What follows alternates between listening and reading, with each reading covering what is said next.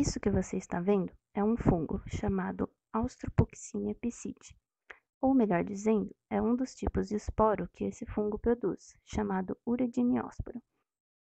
A Australopoccinia também pode ser chamada de ferrugem das mirtáceas, pois esse fungo Basidium miceto é causador de uma doença em plantas da família Myrtaceae, entre as quais está o eucalipto, uma espécie de grande importância econômica que fornece celulose e cobre a maior parte da área de florestas plantadas do Brasil. A doença se chama ferrugem porque o fungo infecta as folhas dos hospedeiros, cobrindo a superfície com pústulas amareladas que lembram ferrugem, prejudicando seu desenvolvimento. Essas pústulas estão repletas de uridiniósporos, esporos que são formados por mitose e viajam pelo ar buscando novas folhas para infectar.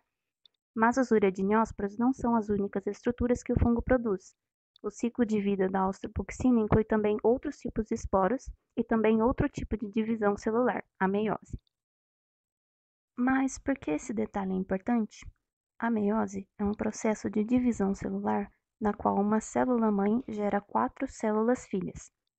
Um processo de meiose aumenta a variabilidade genética do fungo, o que pode ser útil para sua sobrevivência, pois quanto mais variedade houver na população, maiores são as chances de ela resistir às condições do ambiente. Temos evidências de que a Australopoccinia é capaz de fazer meiose, porém na natureza isso só foi observado em jambo e nunca foi visto em eucalipto.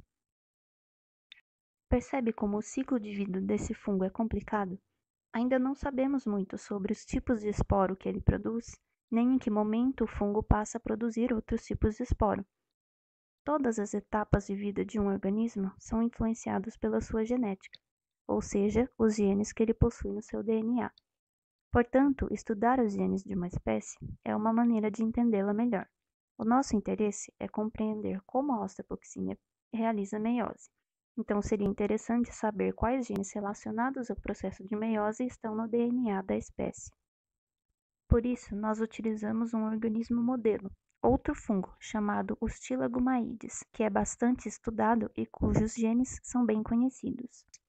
Pegamos os genes relacionados ao ciclo meiótico desse fungo e comparamos com o genoma da Australopoccinia piscite. Mas não foi só isso, resolvemos comparar também com o genoma de outras espécies de fungo, do gênero Poccinia, que são parentes da Australopoccinia. Essas 4 espécies também causam tipos de ferrugem em plantas como o milho e o trigo.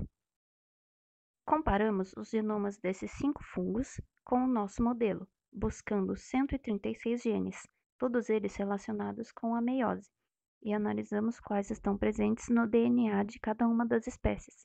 Isso nos dá mais informações a respeito da genética desses organismos e pode ser útil para entender como o ciclo de vida deles funciona.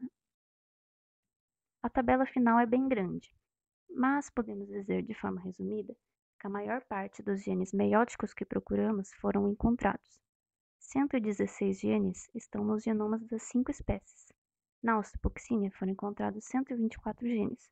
Alguns deles possuem funções bem importantes no processo de meiose, atuando, por exemplo, no controle do ciclo celular, na replicação ou recombinação do DNA. Mas o que isso significa?